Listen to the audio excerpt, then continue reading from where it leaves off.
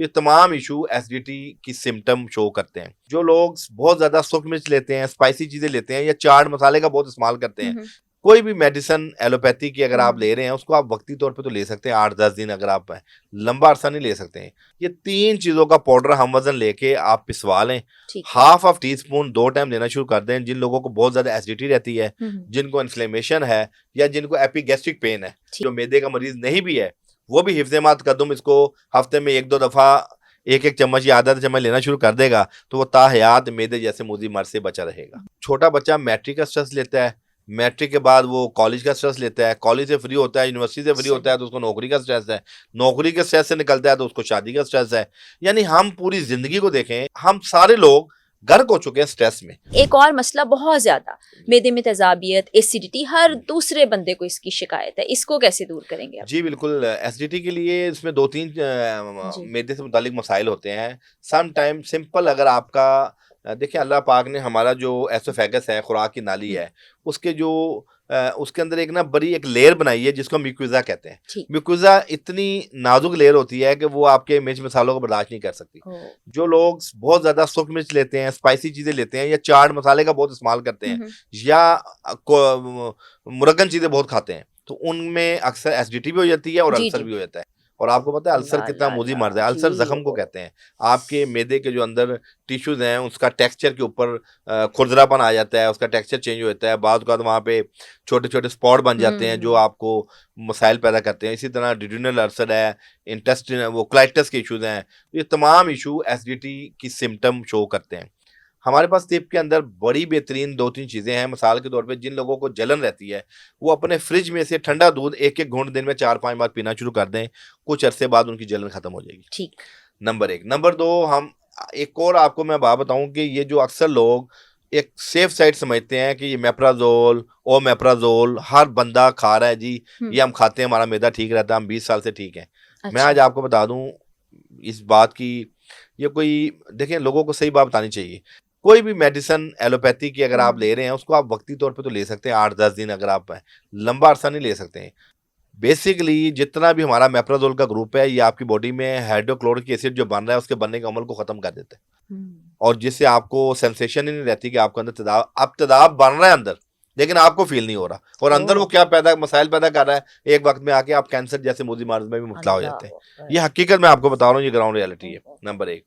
Number 2, आप हमारे तिब के अंदर 3 चीजें हैं जिसको हम बड़ी, वो भी आम कॉमन है, जिसमें हल्दी है, मुलट्ठी है और सौंफ है।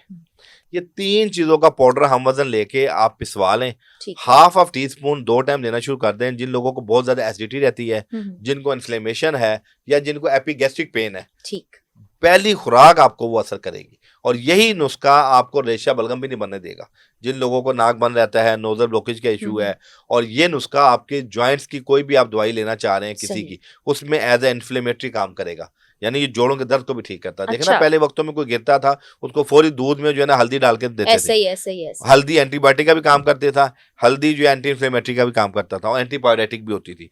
तो इसी तरह मुलट्ठी जो है, ये आपको पता है पूरी दुनिया के अंदर रिसर्च मौजूद है, ये आपके गले से लेके इन आंतों तक के बैक्टीरियाज को किल करता है और जबरदस्त एंटासिड है। और सौंफ इसलिए इसमें मिलाई जाती है कि एज अ कार्मिनेटिव, कि आपको गैस वगैरह फ्लैचुलेंस अपारा उसको रेक्टिफाई किया जाए और इन दोनों नुस्खों की जो तलखी है उसको भी कंपनसेट किया जाए एज अ एंटीडोट। तो ये तीनों चीज़ों का जो मैकेनिज्म है हमारी बॉडी में बहैसियत मजमूई, मैं ये समझता हूँ कि जो मैदे का मरीज नहीं भी है वो भी हिफ्ज़े-ए-मात कद्दूम इसको हफ्ते में 1-2 दफा एक एक चम्मच या आधा चम्मच लेना शुरू कर देगा तो वो ताहयात मैदे जैसे मूजी मर्ज से बचा रहेगा। बिल्कुल सही है। शुगर के मर्ज में पाकिस्तान पहले नंबर पर है, ये मैंने बड़ी ही खतरनाक किस्म की रिसर्च पढ़ी थी।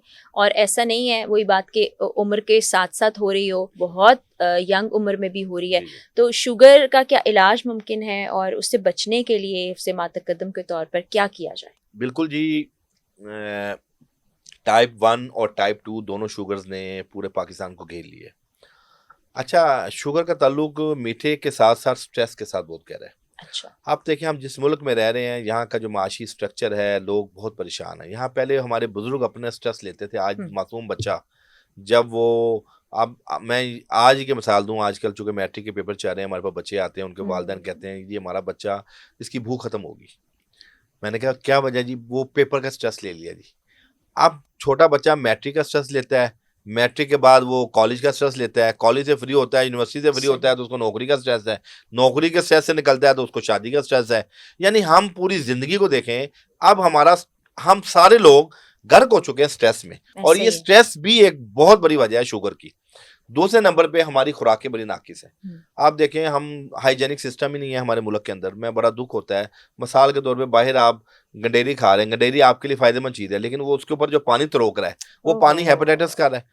वो गंडेरी सारा जो है ना वो पानी चूस लेती है, और वो गंडेरी को जब हम चूसते हैं वो हेपेटाइटिस वाला पानी हमारी बॉडी में जाता है। तो ये सारी वो चीजें हैं कि जो बड़ी नाकिस हैं। फिर ये हमारे बच्चे आजकल ये स्नैक्स बहुत ले रहे हैं जी। आप देखें, मैं अक्सर ये कहता हूँ कि फूड डिपार्टमेंट बहुत काम कर रहे हैं, पर मैं इनको तवज्जो दिलाना चाहता हूँ कि आज हमारे चिल्ड्रन हॉस्पिटल बेड नहीं खाली है, एक एक बेड पे 5-5 बच्चा लेटा हुआ है, और बड़ा दिल खून के आंसू होता है। तो हमें हमारे फूड डिपार्टमेंट को भी चाहिए कि ये तमाम जो नाकिस किस्म के स्नैक्स हैं, पूरी दुनिया में स्नैक्स खाए जाते हैं पर उसकी क्वालिटी होती है। अरब के अंदर भी स्नैक्स होते हैं, अरब में बिस्कुट खजूर वाले बनाए जाते हैं, हमारे यहाँ टोटल मैदे से बनते हैं। क्या हमारे की खजूर वाले बिस्कुट नहीं बन सकते? हमें चाहिए जितनी स्नैक्स हैं, जितनी बेकरी है, इसको आप हेल्थ से रिलेटेड कर दें ताकि हमें बेनिफिट मिले उसमें। यानी किसी बिस्कुट में नट्स डाल दें, किसी में पिस्ता डाल दें, किसी में आप वो अखरोट डाल दें, किसी में आप नारियल के बूरे, बहुत चीजें बन सकती हैं इस दौर में।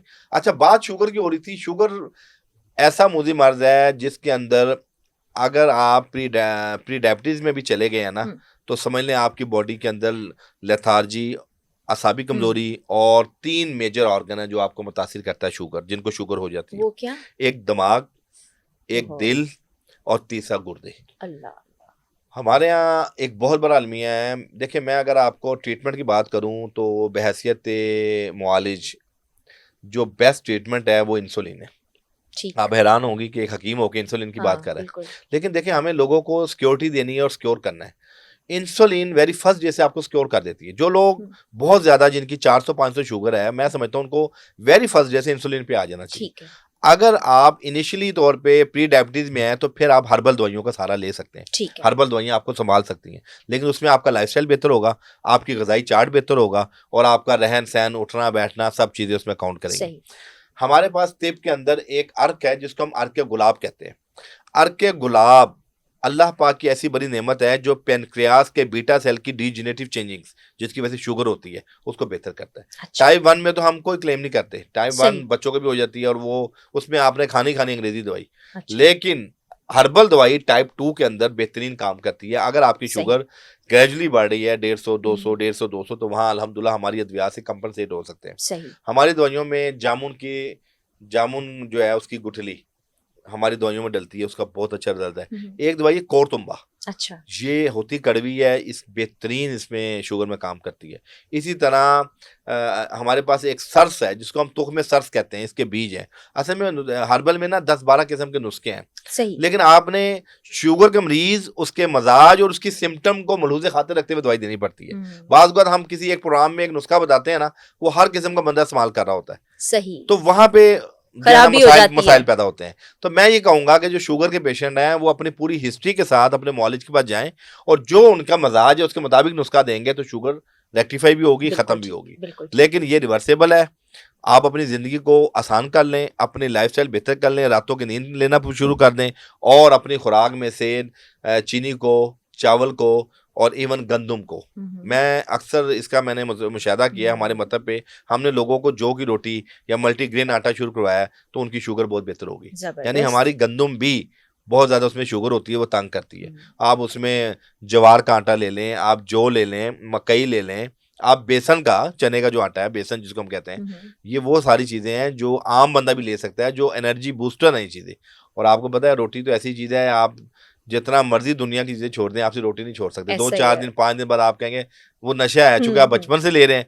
तो इसलिए मैं ये नहीं कहता कि आप रोटी छोड़ें, लेकिन रोटी के अंदर आप ऐसी चेंजिंग कर दें, उसमें आप एनर्जी बूस्टर के तौर पे सोहाजना डाल सकते हैं, उसका पाउडर, उसके अंदर आप चारों मगज डाल सकते हैं ताकि खुश्की ना हो, तरावट बहाल हो, तो वो रोटी बड़ी बेहतरीन रोटी बनेगी। तो ये जो शुगर के मरीज हैं वो ये रोटी भी इस्तेमाल करें। दूसरा, काले चने का इस्तेमाल कसरत से करें। और तीसरा जो मैंने आपको बताया, ये 2-3 चीजें हमारे पास है, कोरतुम्बा है, तुख में सर्स है, और गुलाब की पत्तियां हैं, और ये जामुन की जो गुठली है, ये 4-5 चीज़ों का नुस्खा हम बना के अपने पेशेंट को देते हैं। उससे भी उनकी जो प्री डायबिटीज़ है तो वो भी कंट्रोल होती है, और जो शुगर के मरीज़ हैं उसमें भी इसका रिज़ल्ट अर्के गुलाब के साथ दिया जाए तो बहुत बेहतर है।